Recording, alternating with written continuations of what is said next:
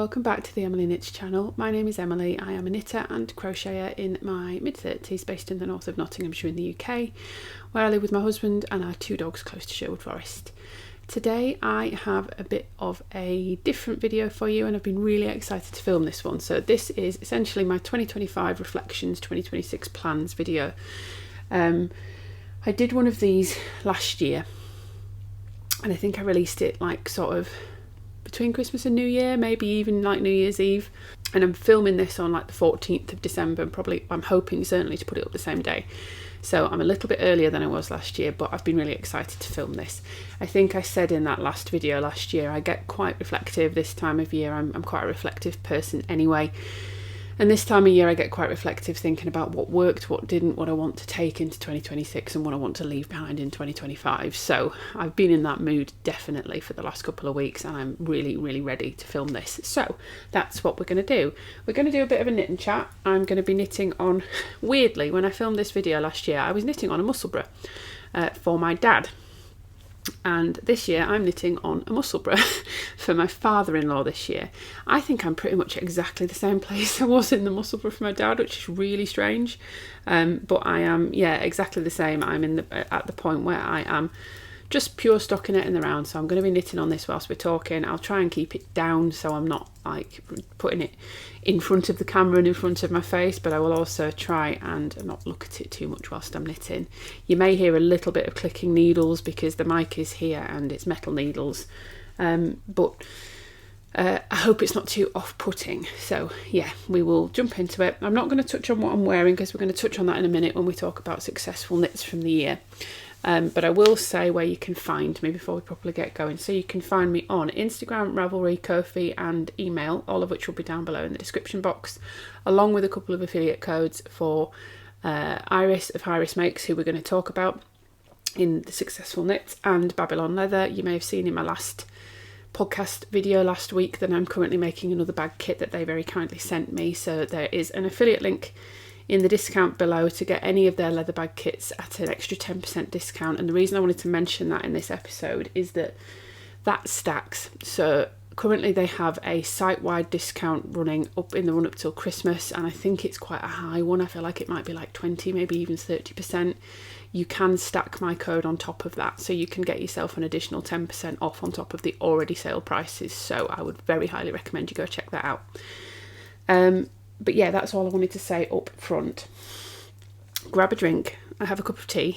I have some knitting, like I say. I'm going to move I had a stitch marker in on Friday. I'm going to move my stitch marker, and we'll see how far we can get on this whilst we chat. So, where to start? I guess the first place, if I'm looking down here as well, by the way, I've got my laptop with notes and things on because I've been doing a lot of thinking. I've been not churning. I like doing this sort of reflection. And I've written down some notes because I want to make sure I say what I want to say when we're speaking, and I don't forget things because I usually do if I don't. So anyway, if I'm looking down, that's what I'm looking down at. So I set a lot of targets in 2024 for 2025 that I've been back and watched my video where I did that, which is how I know I was working on a Musselburgh. And actually there's a lot of targets that I hadn't hit and a lot of things that didn't work for me. And also a lot of things that I said I was aware of in 2024 and I wanted to stop in 2025 that I have just straight continued doing in 2025. So it didn't go great in terms of that. And I've said a few times in recent videos particularly that 2025 has been quite a challenging year for me in many ways, mostly creatively. Like in my personal life, it's been a bit of a... It's not been a bad year by any means. There's been a lot of change this year. So I had a large promotion at work, and it was quite interesting watching back that other video. I was talking about how good a year 2024 had been. We'd got engaged, we'd got married. It was an incredibly fantastic year. I'd had a great year at work, and I was staring down the barrel of, not knowing, but I think I filmed it on like New Year's Eve. And on the 4th of January, when I went back to work, my manager pulled me to one side and said she was leaving and she wanted to recommend me for a replacement. So I was staring, completely unknowingly, staring down the barrel of a big change in my professional life that would change my time that I have to craft and my brain space that I have to craft, definitely. It's interesting that it's been now It was sort of April I took over, so this is my third quarter doing the role, and I found a bit of balance with it now, I think. But it was a big step up, big change, and a lot of things that I'm doing now that I wasn't doing before. So it has impacted on my crafting, definitely. And yeah, I guess there's always an element of that when we do these planning videos, isn't there? I made those plans expecting to have had a very similar year to the year I'd had before, where I had a really good balance in my life, in my professional and home lives. I knew what my workload was going to look like and all this sort of stuff. And yeah, you just don't know what's going to come out of left field sometimes. And it was an incredibly good change, but it really did change things for me, definitely. So it's been a good year. I certainly wouldn't say it's been a bad year at all, but it's just been a different year than I expected. And it's been a challenging year. You know, that is, the role that I've taken on is a challenge. And challenge isn't necessarily a bad thing. Or I'm not certainly not referring to it as a bad thing. It's been a challenge professionally, and I'm growing as part of that challenge. I think without challenge, we don't grow and we don't develop. So I think that's how I'm sort of approaching this video this year. When I say 2025 has been a challenging year and hasn't necessarily been a successful year in terms of crafting, I don't necessarily see that as failure, and I don't necessarily see it as a bad year. I think it's all been fantastic opportunities to learn and to grow from that.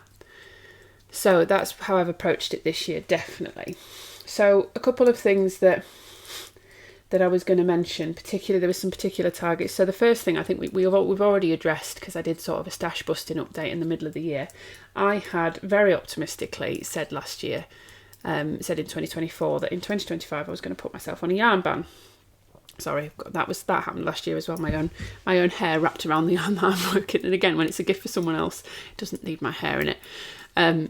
Yeah, I'd put myself on a complete yarn ban with a couple of caveats, and that just did not work for me. I think a lot of you said in the comments at the time that wouldn't work. That wouldn't work for you if you were to do it yourselves. And I suspected it might be challenging for me. I didn't know whether it would work or not. But I also know myself well enough to know that I needed to try it to see if it was going to work or not. And, you know, I have learned a lot from doing that. So yeah, mid-year I did an update where I said that it hasn't worked. I've fallen off it completely. And what I've learned from that is that properly restrictive bans like that just don't work for me. It took the joy out of it quite a lot for me. Rather than making it a positive thing, it made it a stressful, negative thing. And it did lead to, certainly in the early part of the year, some of the lack of success that I had in terms of garments and things. Because it led me to make some choices about yarns that I was using for projects that didn't really align with the use case. We'll touch on that in a bit more detail when we get to it. So yeah, mid-year I completely stopped the yarn ban, and it really helped me doing that. Actually, it really helped me taking away that guilt element that was linked to it.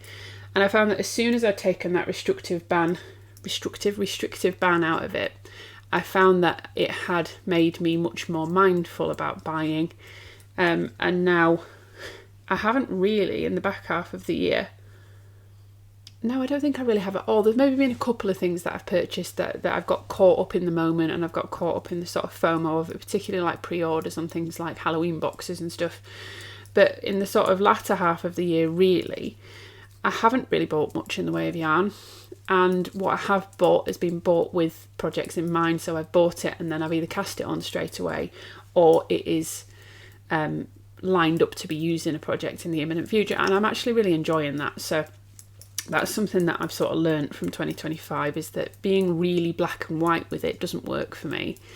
Being really restrictive didn't work for me, but it has helped me to reset a little bit and to break the habit that I was in of just buying for the sake of it. And it's helped me to be a little bit more mindful. So I am glad that I did it. Again, I've learned from that, definitely. And I think I'd said in there as well, I did speed through it because I didn't want to sit and watch an entire 45-minute video prior to sitting down and filming. But I think I'd said I wasn't so keen on attending yarn festivals and stuff again, and I ended up going to 3-4 this year. So I went to Yarndale. No, that's not I did go to Yarndale. I was trying to do it in order. I went to East Anglia in the beginning of the year. I went to Spring into Wool. I went to Yorkshire Yarn Fest, and I went to Yarndale. So I went to 4 different festivals this year. And I actually enjoyed them for the most part. There were a couple, Spring into Wool and Yorkshire Yarn Fest. I've learned that I prefer the slightly larger yarn festivals. But Yarndale and East Anglia I definitely enjoyed. I've already booked to go back to East Anglia again next year, and I will most likely be going to Yarndale again next year because I do genuinely really enjoy them.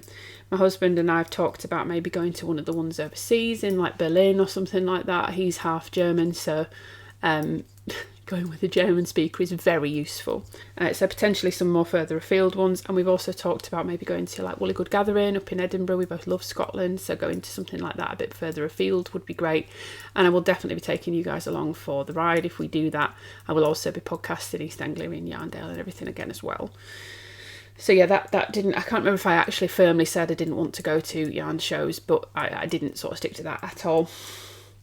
I said that I wanted to continue sample knitting, and I did that, and that's something I'm going to continue into 2026 because I'm really still enjoying that. I think the thing that I'd said in 2024 coming into 2025 was that I wanted to be a little bit more good at charging what I'm worth or knowing my worth, and I think I've been a lot better with that. I haven't taken any samples or commissions or anything this year where at the end of it I've sat and thought I wasn't really fairly paid for that, whereas there were a couple the year before, and it was entirely my fault because the dyer or the business had been quite clear about the payment up front, but because I wanted the opportunity, I'd gone for it. Whereas this year there have been a couple that I've seen, there's not been many, but there've been a couple that I've seen where I've either gone, the deadline's too short and I need to be realistic that I can't deliver that, or I don't think that's fair compensation for the time that it will take me to do it. So I'm not going to choose to go forward for that. And I've been pleased with myself for that, but I have really enjoyed sample knitting again.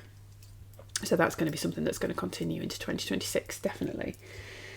I'd said I wanted to focus on making garments, including particularly work appropriate garments and summer tops. Didn't do that. Didn't really do that. I said I wanted to make some more cardigans. And actually, now is a really good point to sort of talk about what I did make this year. So there's not a lot of things this year that I actually finished, A, and B, were successful if I did finish them. And by successful, I mean I wear them, I like them, they fit in my wardrobe, and actually in some cases this year I still even have them. So I'm not going to be doing this year and everything I knit in 2025 because I'll be completely honest, it would be a very short list.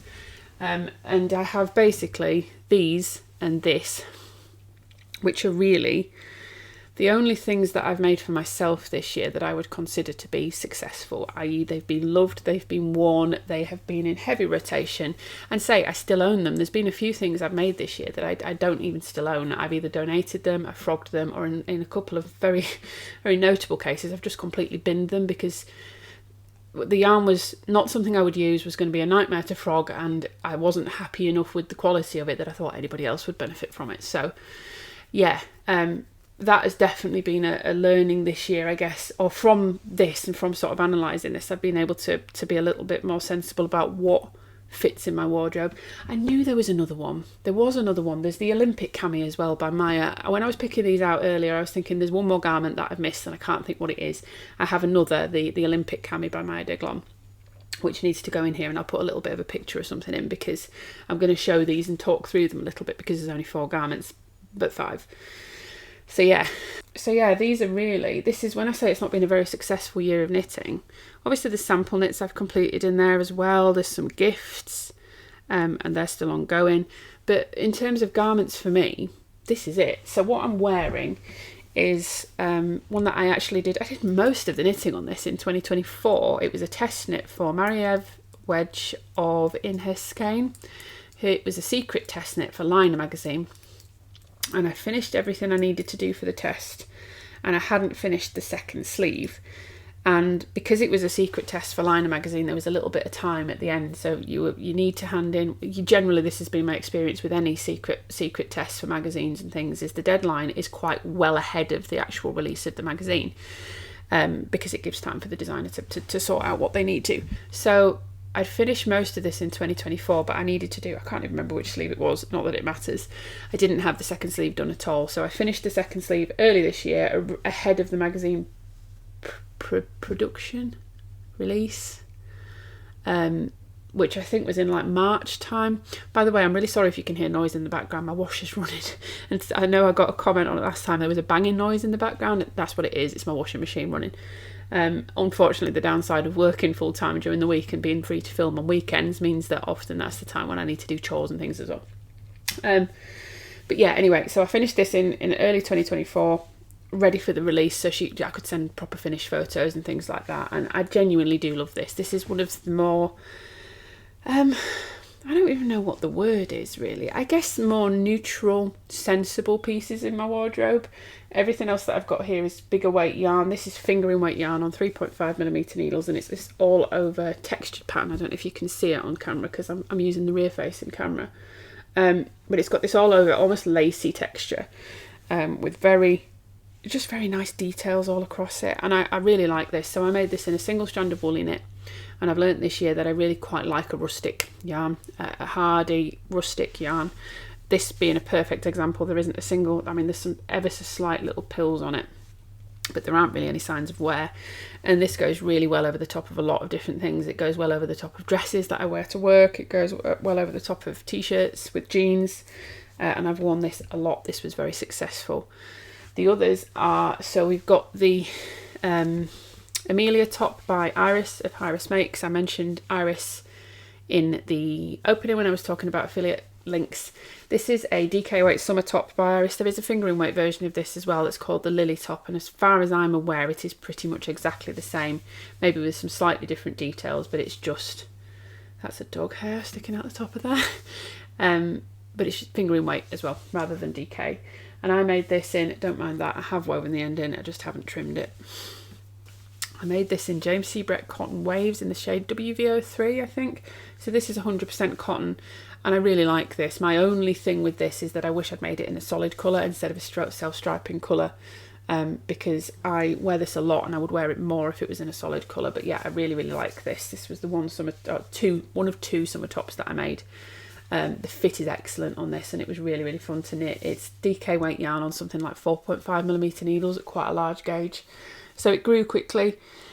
And again, similarly to the Orma in many ways, it's just very simple with little details, nothing really overwhelming, nothing really brightening your face. It's got some nice sort of polished details with the collar and the cuffs and things, where it's got the little details of the garter stitch around it before you go into the rib. And it's an extremely good fit. So I'd like to make some more of these this year in more solid colours, definitely, and similar tops to this. I also found a cotton, 100% cotton t-shirt, really wearable. This one, you have heard me mention this so much because I've been obsessed with it. I made this is the Ekin sweater by Sophie of the Knit Pearl Girl. Oh my gosh, it's got something on the front of it. Well, it needs a wash, doesn't it? That shows you how much I wear it, because I've got something down the front of it and not even noticed. Interestingly, this is actually the same shoulder construction as the Amelia, I think. I can't remember. I made this quite early in the year. I made this in late January, early February. It might even have been earlier in that. I think it was January time. And I actually made it. I made it as a test for Sophie, and I made it in a week. So this is a top-down.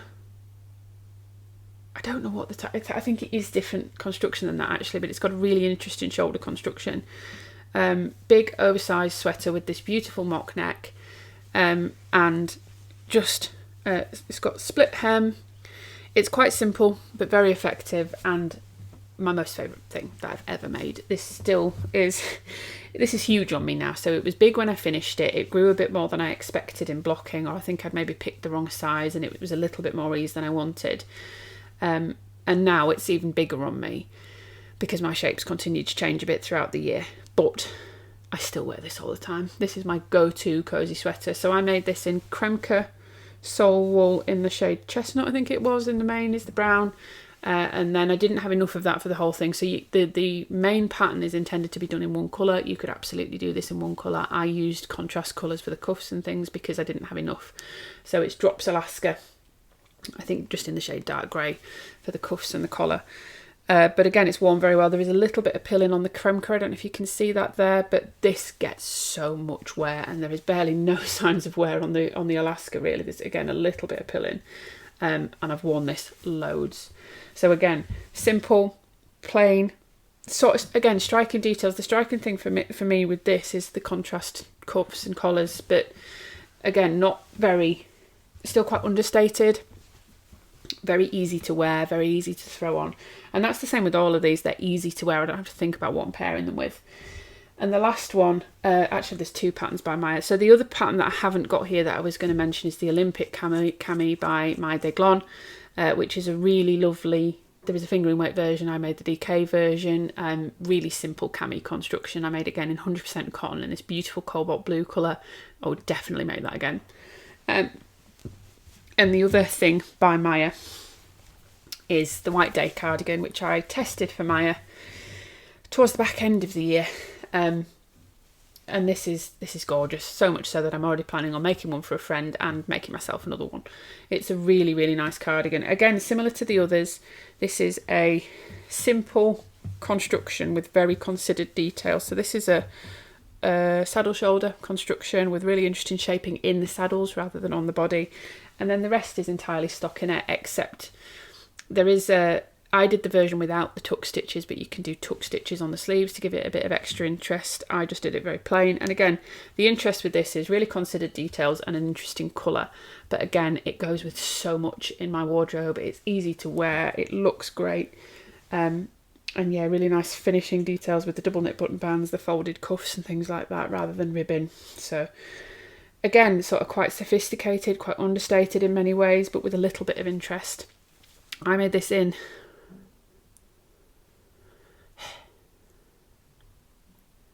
Aran with wool. Who's it by? I love this stuff. Why can't I remember who it's by? I'm going to put it on the screen. Wendy. There we go.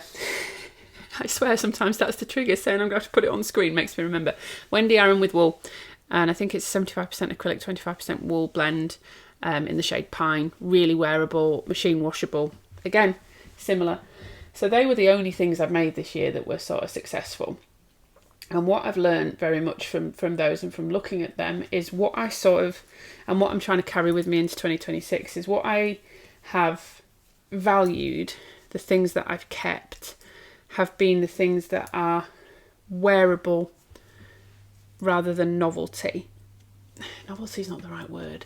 Wearable rather than driven by what I think looks nice. Wearable and what I will wear and what I'm drawn to are different things. So yeah, I think that's something that I'm trying very hard, or I want to try very hard to carry on into 2026, is to really consider, do I want to make this because I want to make it and I'm taken by the colour or because I'm taken by the pattern, but will I actually wear that? Does that actually fit in my wardrobe? So that's something that I've learned, I think, a lot, is a bit more about what's actually wearable for me, and that I value wearability in my finished objects over anything else, and ease of wear, because all 4 of those that I've mentioned there, including the Olympic cami, are things that I can just throw on and I don't really need to think about what I'm pairing them with. So that is very definitely a big thing for me. And yeah, well finished and well thought out garments as well. So all of these have sort of quite considered details, very sort of polished finishes in the end. Not particularly in your face, not like really impressive colour work or things like that, or lace work. They're just quite simple but very wearable, very effective and very thought out and sort of considered. So that definitely, and well finished, so that definitely is a big thing for me. I found as well sometimes that I still continued test knitting, and I fell into the trap that I fell into in 2024 of having too much on at any one time quite often, and finding that I was a bit overwhelmed by that. So I didn't really learn very well there. And like I said about the stash busting and the yarn ban, I found that quite often led to, or sometimes specifically, led to poor choices and led to making things out of yarns that weren't really suitable or colours that weren't really my thing, and things that then ended up feeling like they fell more into that novelty category rather than they fell into a wearable, well thought out piece for me. The all except, gosh, I hadn't thought about that until I'm literally here thinking about this with you now. All except the Ekin sweater, I purchased yarn specifically for those projects. This, I had all of this in stash. The Kremka was from a D-stash from a friend, and the Drops Alaska was left over from a project that I'd done years back. Everything else, I purchased the yarn, including this and the Olympic cami. I purchased the yarn specifically for that project. And a lot of the things that I ended up getting rid of, donating, gifting, frogging, whatever, were things that I'd made from stash. And I think that was me trying to prioritise using up stash rather than thinking about, would I wear it, would I use it? And the thing that springs to mind, I've mentioned this a few times, I test knitted the Bori Tee by Suminan, which is an absolutely gorgeous pattern that I 100% want to make again next year. But I want to make it in a more suitable yarn. So I ended up making it in some Robin, I think it was. I'd got it from a D-Stash. It was a DK weight blown yarn with almost like a mohairy feel, very sort of brushed feel to it, in this baby blue colour. And everything went wrong with this. So first off, that colour is not a colour I'm really drawn to. And I was trying to tell myself, I'll finish it, I'll wear it, it'll be something that'll look really good on me. The reality is I'm not drawn to, because I don't like that colour on me. So yeah, there was an issue straight away with the colour choice. The fabric and the yarn was just not suitable for that. It's a beautiful, like I say, oversized tee, and it's just not suitable for that kind of yarn. Like it was intended to be a summer top. There's no way that is a summer appropriate yarn that I used there. It was like an acrylic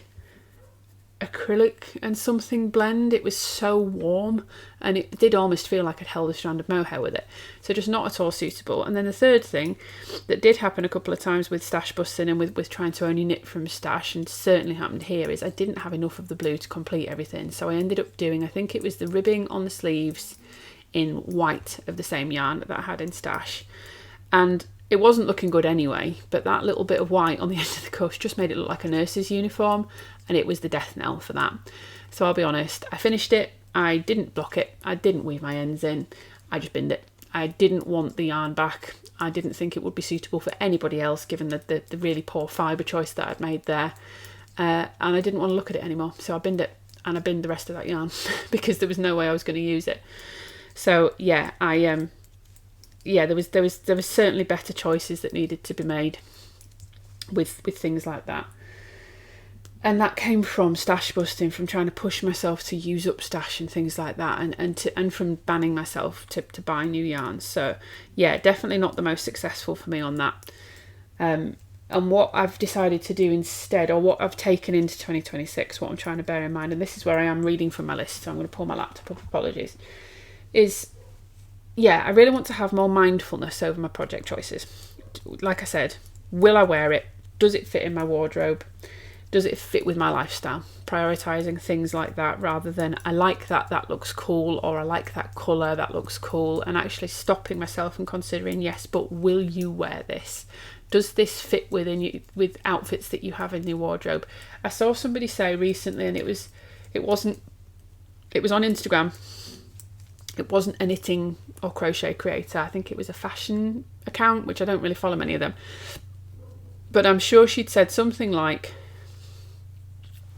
when I'm buying a piece, I try and think of, I can't remember if it was 3 or 5 different outfits in my wardrobe that I would wear this with. And if I can't think of that, I don't buy it.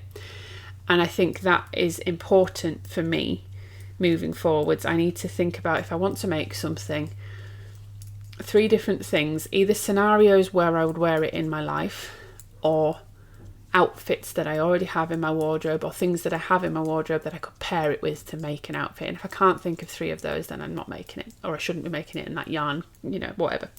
Whether it's the garment that I can't think of, or I could think of the garment but not in that colour, then that's going to really indicate for me whether it's going to be something that's wearable.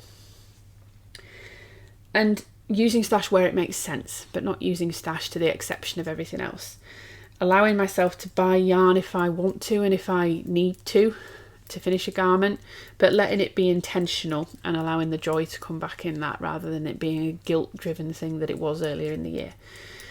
An example that I use of that massively, for me at least when I think about it, is Yarndale. So I went to Yarndale at the back end of the year, and I did get quite a lot of yarn. Some of that came from sample knitting credit, so I didn't spend huge amounts of money, but I was very intentional about what I purchased. Everything that I got from Yarndale had a purpose.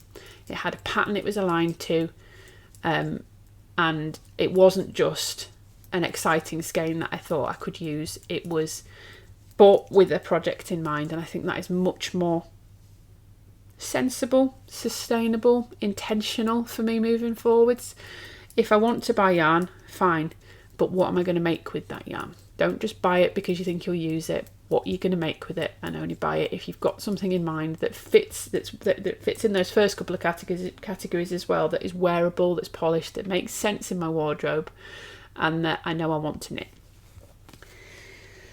Like I said, I want to continue sample knits and test knits, although I would like to lessen the test knits a little bit. I say that every year and I'm not very good at it, but I have got a bit better towards the end of this year of not signing up for things if I feel like I haven't got the time to deliver it, or I feel like it would add me too much stress. So I've got a bit better at that, and certainly I'm still applying that same kind of consideration to test knits of, am I just getting caught up in the wanting to apply for this test knit, or is this actually something that I would wear and that I would use and that would fit in my wardrobe? I still need to apply those same caveats to myself, those same sort of conditions. Criteria is a better way to put it.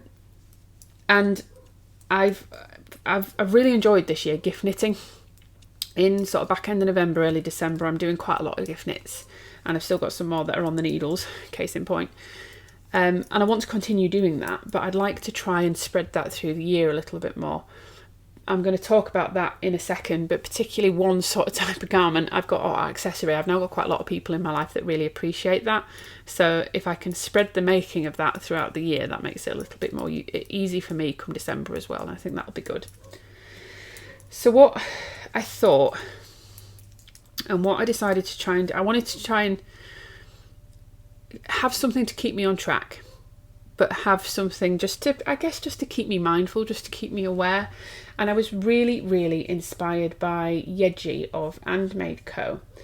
I discovered Yeji's channel only recently, literally in the last sort of month or two. And I've really started liking her content. She does a lot of project vlogs, but what she also does is a lot of sort of quite analytical vlogs, looking at her knitting for the year, analytical videos, looking at her knitting for the year, what she's knit, how much she's spent, what she's made, how successful it's been, things like that. And I've really, really enjoyed that. And one of the things that she has done over the last, I think, couple of years, I think she's probably going to do for this next year as well, is to create a Make 9, which I've done a Make 9 before, probably in my second year crafting. We weren't even living in this house, like my first full year of crafting. And I discovered that what I did before was I did it in the more traditional way that a lot of people do a Make 9, which is to set 9 particular patterns or projects that they want to make. And what Yeji did, I watched her video going back over a Make 9 for 2025 and reflecting on whether she's done it or not. And what she had done was almost done more sort of ideas or suggestions. I think she said she wanted to knit a jumper for her husband. She wanted to knit by a Korean designer. So she'd almost put more like prompts. And that's very much what I've taken it as. I've made myself a Make 9, but I have taken it much more as prompts rather than specific patterns. So I want it to be something that is more flexible than, here are these specific 9 patterns that I think at the beginning of or the end of this year that I'm going to want to make next year. And these are more things that I would like to complete. And the idea is for it to be something of inspiration rather than something of restriction and rules. And if I get to the end of the year and I haven't done any of this, that's absolutely fine. But I thought we would talk through what I've put on my Make 9 and where they've come from and what my ideas are around them. So I'm going to put on screen, hopefully somewhere, my prompts for Make 9. If you want to use these, please feel free. These are not my personal, it's my personal ideas, but I've just created this on Canva. If you want to make something like this, please feel free. If you want to use the exact same thing, please feel free. Absolutely fine. And if you just want to take the idea and run with it, that's also absolutely fine. But this is my idea for 2026, like I say, to give myself inspiration and flexibility, but also a little bit of direction throughout the year. So we'll start at the top. And the first thing that sprang to mind when I thought about this was I want to make a design by Lily Kate France. So I've never actually made a Lily Kate garment. I've started a couple of them, but I've never completely finished them. But the thing that I think I've most known Lily Kate for and heard a lot of people talking about her for is fit of garments and sort of very polished, finished garments, which really would fit with the things that have been successful for me this year. I'm not going to prescribe it by saying, oh, it's got to be this pattern, or it's got to be a t-shirt, or it's got to be a garment or a cardigan or whatever. But I would like to make a design by Lily Kate, ideally a garment, because like I say, the things that I think I will be looking for and prioritising in garments are the things that she is known for doing in her garments. So that is definitely something I would like to complete this year. Going to the next one on the right is socks. So I mentioned briefly then that I have a lot of people now in my life who appreciate socks. So my dad, my mum, my husband, my mother-in-law all really like hand knit socks. So they are becoming more and more of a staple piece of my gift knitting every year. And they're great for things like birthdays and stuff as well. So I would like to try and continue making socks throughout the year. I have refound my sock knitting mojo this year massively. I'd lost it a bit previously because I did a lot at once for my husband for a gift years back. And I've really refound my mojo with that this year. So I would very definitely like to continue with that next year. And I'm hoping to, like I say, if I can do, I'm not going to set any targets, but at the back of my mind, I've got that it would be great if I could do like 1 pair a month. That would be great. Again, that's not hard and fast. If I don't finish the year with 12 pairs of socks, that's absolutely fine. And this is a current feeling, but I haven't put it on there because it's not something I'm going to hold myself to. I'm currently knitting... they're over there, I can't show you. I'm currently knitting a pair of gift socks for my mother-in-law by Nancy Wheeler, designed by Nancy Wheeler. And I'm really loving her design, and there are a lot of her designs that I think are absolutely fabulous. So I am particularly at the moment leaning towards knitting more of Nancy Wheeler's sock designs as well. Because I think they would continue to make it really fun for me, and also there's a lot of variation in the designs that she has, so there would probably be a lot in there that are very wearable for my family members and things as well. So yeah, socks continuing throughout the year. I want to make something with cables, so I've been quite drawn to cable designs back end of this year into the beginning of next year. And I'm currently working on my test knit of the Sandro sweater, which again is over there, so I can't show you, which is a pattern by Flaminia Cini of Knitting Flem. And that is sort of all over cable, but very not traditional, very modern, not super traditional, heavy cables. And I think that looks really clean and polished and considered. And something else similar to that I think would be good. Maybe like my Leo's cabled sweater by Emily Chen, which I finished a couple of years back now, but I still wear a lot. And again, quite minimalist cables, quite modern cables. I find it very wearable, and I think that would be something that is really, really good and really wearable for me to add to my wardrobe.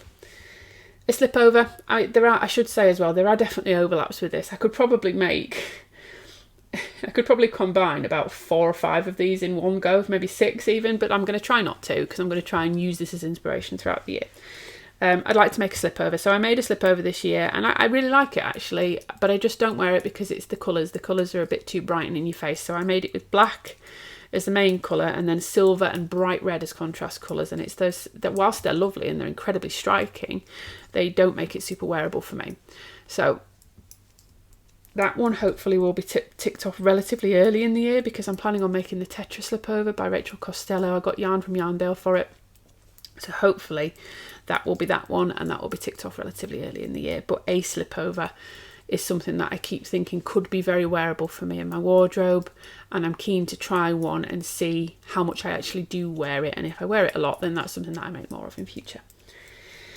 I'd like to finish at least one of my blanket whips. I've got quite a lot of blanket whips on the needles, most of them crochet, in fact all of them crochet. So yeah, I would like to finish at least one of my blanket whips. I love a crochet blanket, and we've got one at the moment, which is the Yorkshire blanket, which I made last year as part of a crochet along that Mima Makes, the designer, was running, and we use that all the time. It's either being used on the sofa with one of us underneath it on an evening, but every night, now it's been cold, it goes upstairs and it goes on our bed, and my husband sleeps underneath that as well as the duvet. So more blankets are very definitely required in this house. We love a blanket, so I would love to finish at least one of those. I want to make something with stripes. I've been really, really drawn to stripes in the last probably the last 6 months of the year, and I just haven't really had time/free needles to be able to knit something with stripes. But I'd like to prioritise that next year and make something with stripes. Again, I don't know what that'll be, whether it's a cardigan, whether it's a t-shirt, whether it's a garment, a sweater, but I would really like to prioritise something with stripes, definitely. I'd like to finish a long-standing whip. I've got a lot of long-standing whips actually, like say, a couple of them are blanket whips, but I do have a few long-standing whips that I still would like to finish. The one that jumps out at me that I'm most drawn to work on at the moment is my half and half wrap, which has been a whip for probably about 3.5 years. Gosh, yeah, it probably is about 3 years. Maybe 2.5 if I'm being generous. I think it's probably more like 3. But yeah, that would be fab to finish. And yeah, just having one of the more long-standing whips cleared off my needles would feel brilliant. And the reason it's still on the needles is because I still want it and I still want to wear it and use it. So I think it would be great to get that done. Make something from my library. Again, no caveat as to what this is. I was thinking the other day about how often I want to make something, and my thing is I go to Ravelry to look for a new pattern. I don't go to my Ravelry library and look at what I've already bought or I've already got in there, and I've got a hell of a lot of patterns in my library that I've never got around to making. Whether they've been credit for a test knit or whether they've been just things that I've had a release day discount and I've bought them because I think I'm going to make them at some point in the future, but I've never got round to. So I would like to make at least one thing that is from a pattern I already have in my library. Again, that could be a crossover. There are a couple of Lily Kate patterns I already have in my library, so that could be a very easy crossover. But yeah, that absolutely is something that I'd like to do. And I'd like it to be a garment, but again, if it's not, if it's an accessory, that's absolutely fine. And something black. I have I've got a sweater quantity of some black, quite thick 4-ply yarn in my stash, but I think black is something that black is a colour I wear all the time for work, whether it be a black t-shirt or a black jumper. I've got quite a lot of black things that I wear for work, and it's just effortlessly wearable and polished and professional. So I keep saying I'm going to make myself something black, and I just never get around to it. But this year I would like to be the year where I make something black again. I don't know what, but I'd like it to be a garment again. In fact, I think all of these, socks are obviously accessories, blankets, technically accessories, but very big. And the long-standing whip could be an accessory because the half and half wrap is, if that's the one that I go with, it absolutely could be. But the other ones, I would like them to be garments if I can do that and if I choose to do that. But again, that is not set in stone. So that is my Make 9. And like I say, I wanted to approach this more like, I guess, like journal prompts or something like that, or writing prompts or drawing prompts, rather than prescriptive instructions of this is what I must make this year. So that is my idea, and I'm actually really excited to get going on them. I'm going to be sort of strict with myself, and I'm not going to start them until 2026. So yeah, I'm excited to see if I can just be a little bit more thoughtful, mindful about what I'm making, and feel like I've had a bit more success towards the end of the year would be good. I guess that I wanted to wrap the video up by sort of talking about my key message for myself and for all of you as well, and the words that I've chosen that I want to sort of try and define my 2026. So the main thing that I've been reminding myself, and I think it's important to remind yourselves as well, if you've found yourself in the same kind of boat as me, feeling like you've not had the most successful 2025, is that it's absolutely fine if 2025 or whatever year didn't look how you expected. It is absolutely fine. Things happen, plans change, life gets in the way, and plans are allowed to change and evolve. That's absolutely fine. We are fluid as humans. We can be, we can change plans. We can move with the times. We can do what we need to do in the time that we need to do it, rather than feeling like we failed because we didn't hit some completely arbitrary targets. Let's be honest. This is our hobby. We have set these. Have set these completely arbitrarily for ourselves. And success doesn't have to be measured in finished objects alone. I'm trying to consider my 2025 to have been quite successful because I've learned a lot about what I like, what I wear, what would be most beneficial to spend my crafting time on, because I get less and less of it now.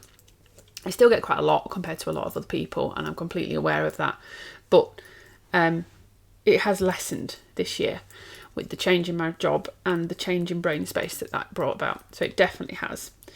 In some ways I get a little bit more because when I travel for work, obviously there's a lot of, I'm on my own generally when I'm travelling, so I get some travel time to be able to knit. But yeah, my brain space is definitely more taken up with the job that I'm doing now, definitely. And that's fine that I've been able, so that's why I'm considering it a success in 2025, that I've been able to learn, maybe the hard way, but I have been able to learn a bit better how best to utilise the crafting time that I have to serve me. And I think that's absolutely fine. There are still successes that have come out of 2025, absolutely. Even if I don't have a huge stack of finished objects to share, and I haven't got some great numbers and stats to show with you of things that I've finished, because let's be honest, I haven't finished that much this year. That's absolutely fine. And if your knitting year, your crafting year looks the same, that's also absolutely fine. There's nothing wrong with giving yourself a bit of grace. And I think it's really important that we do that, actually. And I've picked... when I was thinking about what I wanted to do for 2026, I picked 3 particular words that really reflected how I wanted to approach my craft this year. And they are intentional, slow, and kind. So I want to intentionally choose the things that I'm working on and the things that I'm working with. I want to remind myself that it's okay to take things slower. It is not a race. It doesn't matter if I don't finish things fast and I don't finish things, or I don't finish things at all. It doesn't matter.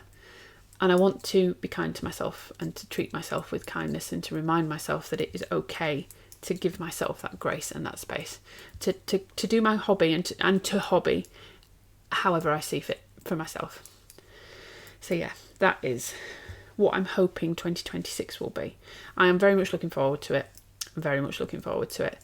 I hope you are too, and I hope you will come along for the ride. Let me know down below, first off, what you've been working on while we've been talking, because I always love to see it. I get so much inspiration. But also let me know how your year's been, how your 2025's been.